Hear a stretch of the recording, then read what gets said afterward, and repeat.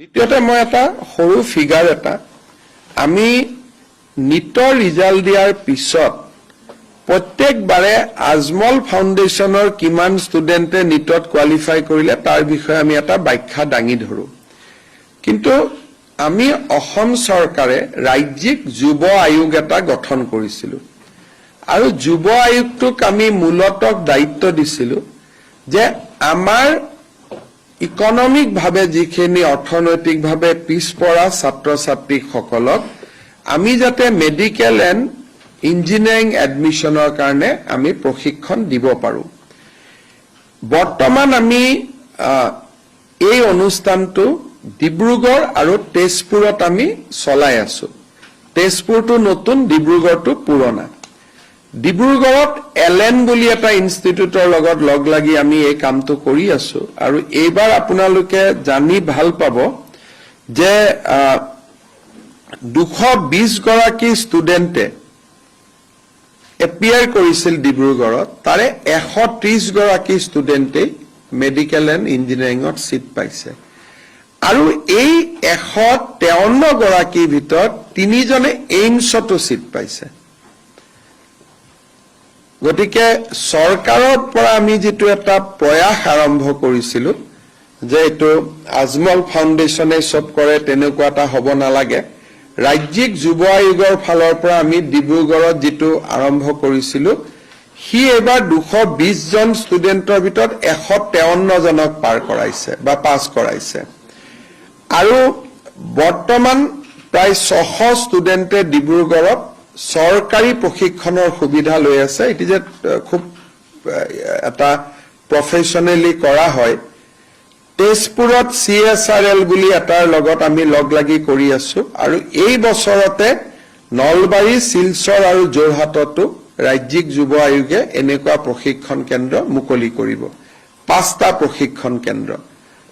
ইয়াৰ ফলাফলসমূহ খুব ভাল আহিছে আৰু সবচে ডাঙৰ ৰিজাল্ট আহিছে যে অসমৰ কলেজখিনিতকৈও তেওঁলোকে সেন্ট্ৰেল গভৰ্ণমেন্টৰ কলেজ বিলাকত যত নেকি অসমৰ ল'ৰা ছোৱালীয়ে কোটা নাপাইছিল আগত তাৰ কাৰণে যাতে বেছি সিলেকশন হয় সেইটো আমি প্ৰচেষ্টা কৰিছিলো আৰু মই ভাবো যে প্ৰথম বছৰ খুব প্ৰশংসনীয় কাম কৰিছে আৰু মই যেহেতু আমাৰ বহুত চৰ্চা নহয় যুৱ আয়োগে কৰি থকা কামটোৰ বিষয়ে সেইকাৰণে আজি মই সুবিধা লৈ আপোনালোকক অৱগত কৰিলো আমি এতিয়ালৈকে আমাৰ সেন্টাৰ ৰানিং হৈ আছে ডিব্ৰুগড়ত 2 ইয়াৰ্স ওল্ড হেকানে বা পৰীক্ষা দিলে তেজপুৰত আমি ইতিমধ্যে আৰম্ভ কৰিছো আৰু এই বছৰতে নলবাৰী শিলচৰ যোৰহাটত আমি আৰম্ভ কৰিম গ্ৰেজুৱেলি আমাৰ উদ্দেশ্য হল যে প্ৰতিটো জিলাতে যাতে এনেকুৱা এখন ট্ৰেনিং ইনষ্টিটিউট হ'ব পাৰে আৰু নেক্সট আমাৰ এই 5খন জিলা হোৱাৰ পিছত নেক্সট আমাৰ টাৰ্গেট আছে যে বজালি জিলা আৰু বঙাইগাঁও জিলাত দুটা খোলাৰ কাৰণে কিন্তু প্ৰথমতে এইখিনি আমি খুলি লব খুজিছো তাৰ পিছত আমি এনেকে নগাঁও দুদিন পিছত মৰিগাঁও এনেকে আহি থাকিম কিন্তু যিবিলাক ন্যাশনালি ৰেপুটেড ইনষ্টিটিউট আছে আমি টেন্ডাৰ কৰি কৰো সব একেলগে আহিব নোখোজে আমি লাহে লাহে ইয়াক আগবঢ়াই আছো নগাঁওটো কিমান দিনৰ ভিতৰত লাহে লাহে কৰি আছো কিন্তু বৰ্তমান মৰিগাঁও আৰু নগাঁও ল'ৰা ছোৱালীক আমি তেজপুৰ চেণ্টাৰত টেক কৰি ৰাখিছো তেওঁলোকৰ থকা খোৱা গোটেই সুবিধা অসম চৰকাৰৰ ফালৰ পৰা যথেষ্ট কৰি দিয়া হয় কোৰ্স ফিও লোৱা নহয় গতিকে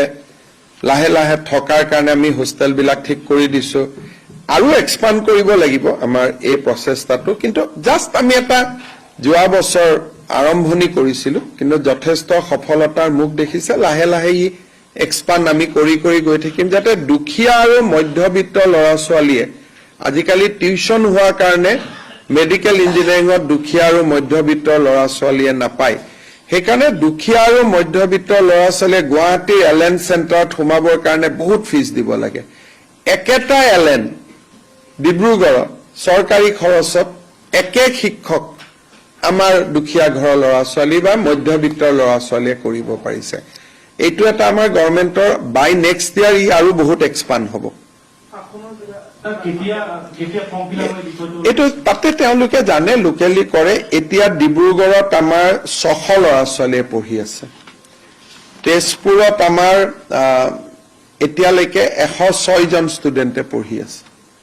গতিকে লাহে লাহে আমাৰ টাৰ্গেটটো হ'ল টোটেল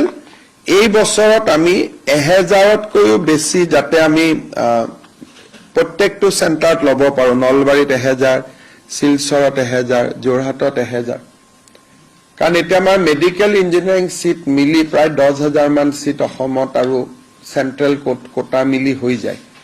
সেইখিনি আমি ল'বৰ কাৰণে এটা চেষ্টা কৰিছিলো আৰু কামটো বহুত আগবাঢ়ি গৈছে